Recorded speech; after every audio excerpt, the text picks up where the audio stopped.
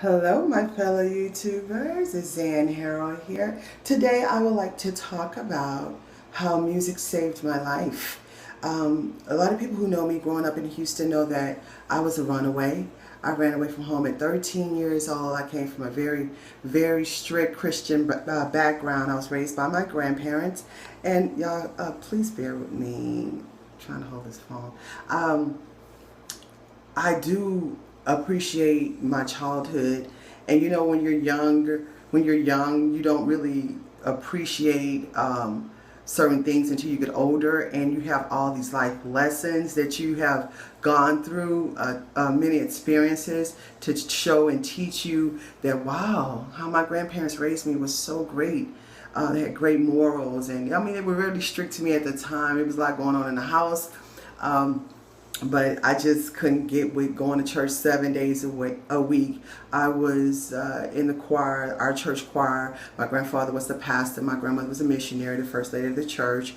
And my grandparents had 14 children, and I was the only grandchild at the time that they were raised, and I also lived in the house with them. And we had to go to church literally 7 days a week.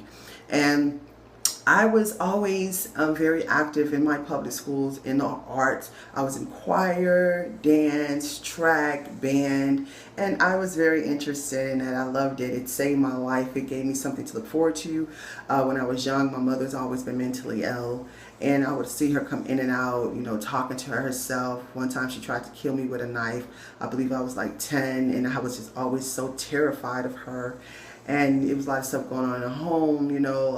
My grandparents, may they rest in peace, they were, you know, they raised us the best they could. You know, they were slaves and stuff, so, you know, they did a lot of beating on us and stuff like that because they were beaten on. I didn't understand it at the time, but as I got older and learned about the struggles of our people, our black people, and especially in America, I learned that they did the best they could, and you know, they were only doing what was done to them. However, I was really, really into my school programs, my art programs, twirling up the baton, and things of this nature.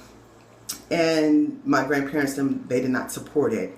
They didn't come to any events. I couldn't go perform late at night. When I started dancing and twirling the baton and leading the band for the Baby Ocean of Soul at Booker T. Washington in Houston, Texas, they would allow me to do it sometimes. But then if I come in too late, because, you know, we caught the bus to the stadiums and we caught the bus back home, they have problems if we got home like 10 and, you know, late like that.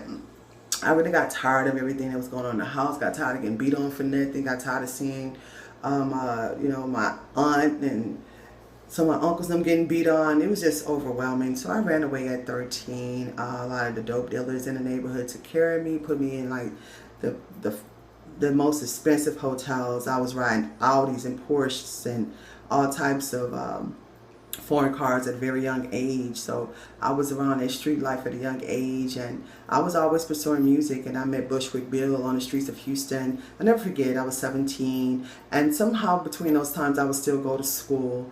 I was adopted by my choir teacher, Miss Leah Booker T. Washington. She loved me a lot, and she tried, but I was so emotional. I still wanted to pursue the arts, and she didn't want me, you know, she wanted me to do something that was more stable in life. And I understand now, then I didn't then. You know, when you're young, you think you know everything. But these people, they know better. They've lived longer than we have. And I wish I would have listened a little bit more as far as like, you know, just pursuing. I could have still pursued the music, but just like finishing college and being more serious and adamant about my education and being around people who were educated and stable in life. However, I met Bushwick Bill, and I told him I was a dancer. He told me that the Ghetto Boys needed dancers, and he invited me to come out to dance. They saw me dance. For you know it, I'm on tour with Ghetto Boys and rap a lot. But anyway, this is just part one of my story of being a runaway and how music saved my life. I will continue on. I will do a series of videos. I know a lot of people that wanted me to write a book of all the people I've worked with in the business and industry and all the things that I've done and how my life came about to be what it is and what it was and all those things. I've met and worked with some of the best people, platinum recording artists, Grammy winning artists, big time lawyers, entertainment lawyers who have gotten major deals for a lot of people you guys listen to now on the radio, who's still friends of mine. But yeah, I just want to get it started. So if you like what you what you're hearing and what you're seeing, click that subscribe button. If you guys don't mind, give me a like, a thumbs up, and please post a comment. You know, if you have any questions, I know I just started, but you know, questions are good, and I like to interact with you guys. All right, till next time. Guess what?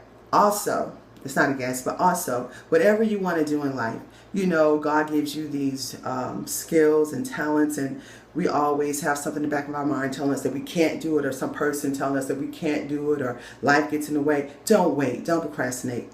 Do it now. Until next time. Peace.